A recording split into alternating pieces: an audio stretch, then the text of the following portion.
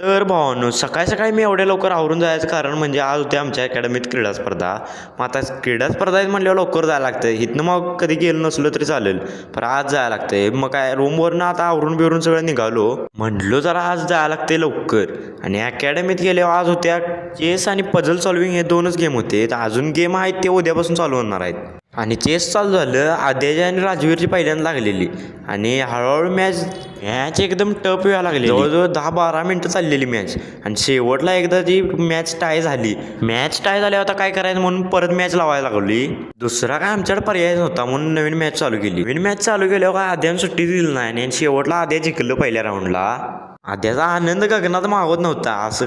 मग पुढल्या राऊंडला आता आद्या गेलता प्रज्ञेश संगड. तिथं बी टाईट होणार होती मॅच. मॅच चालू झाली, जवळजवळ मला वाटतंय 12 ते 15 मिनटं तरी मॅच सहज चालली आणि आद्या बी चांगला खेळतोय आणि प्रज्ञेश बी चांगला खेळतोय. शेवटला दुसऱ्या राऊंडला बी आद्याच जिंकला आणि मग फायनल राऊंड होता सरांच्या संगड आद्याचा. मग डाव चालू झाला आणि आद्यानं भावानं असलं खेळला की तो बी राऊंड जिंकला. डायरेक्ट सुट्टी नाही तटत नसतोय आद्याचं. पुढं गेम चालू आहेत आणि झोपलेला निवांत. मग पोरांनी प्लॅनिंग केलं की याला उठून उभा करायचा डायरेक्ट. मग काय सुट्टी नाही. कैसे कैसे लोग रहते हैं यार यहाँ पे। साला तुमको पागल कुत्ते का गाड़ी उठा के ले जाएगा बता रहे हैं हम। बीम झाले आणि इथंच क्रिकेट चालू केलं तर तगडाने खेळाय. आता याच तरी काय बोलायचं. भावानं उद्याचा ब्लॉग बघायला लागतोय कारण उद्या बी मेन गेम आहेत, त्यामुळे विसरू नका बघायला.